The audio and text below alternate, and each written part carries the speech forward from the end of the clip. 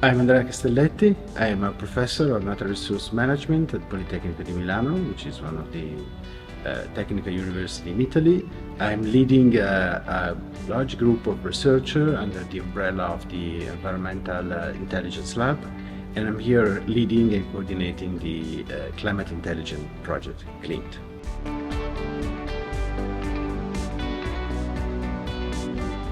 CLINT stands for Climate Intelligence, so it's a combination of climate science and artificial intelligence. And so it's based on the idea that nowadays modern climate models have skills which are not always the same along the time and in space. So the idea is to use artificial intelligence and machine learning to support climate science to improve, to enhance existing climate models. So to improve skillfulness of this model in space and time is the main purpose of this combination of artificial intelligence and climate science. In CLINT, we are actually doing something more than traditional hybridization of climate model and data-driven models.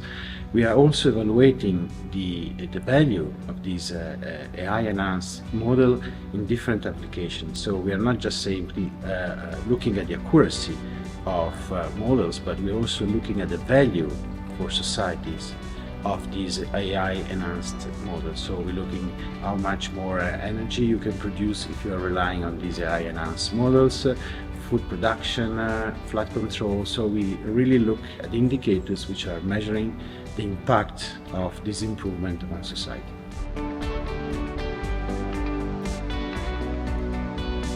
Climate data are complex data because they actually are very heterogeneous in space and time, and they're many data, so it's a typical big data problem.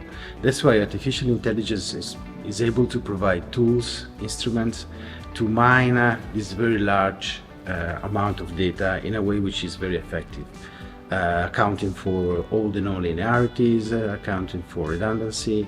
So it's a very powerful tool to explore all this information in a way which is really fast and effective.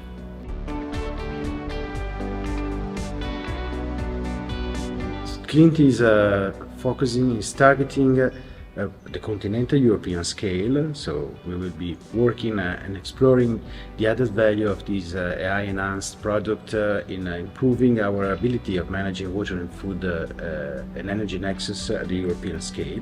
But then we are also focusing on specific case study which have been selected to cover as much as possible different situations of climate change impact. So they are called climate change hotspot, and so we have one representing delta system, one representing snow-dominated river basin, two semi-arid regions in Spain and Zimbabwe on the basin river. So all these variety of situations should give us the opportunity of understanding to which extent different situation of climate change and climate change impact may be addressed by different type of tool produced by CLINT.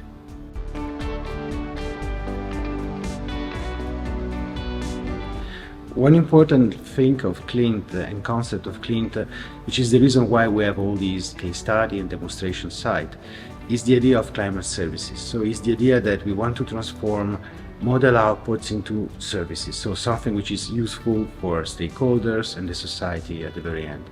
And so we also have an important part of the project which is supposed to operationalize these services, and so it's called Climate Services Information System. So they are taking our model and they are transforming this model in services, web services, so something which can be accessed by operators, policymakers, decision makers, but also general public through simple web applications. So the idea is that we should provide output to Copernicus, so to the main European data provider as far as climate change and climate science is concerned, but at the same time also provide policymakers, decision makers with tools which should allow them to improve the way they are making decisions. And this idea of evaluating the value, not just the accuracy of the product, is going right in the direction of telling decision maker, okay, with this This is the value. This is the added production of energy, of food, or improved capacity of controlling flood, or anticipating drought. So something which should be really, meaningful for policymakers.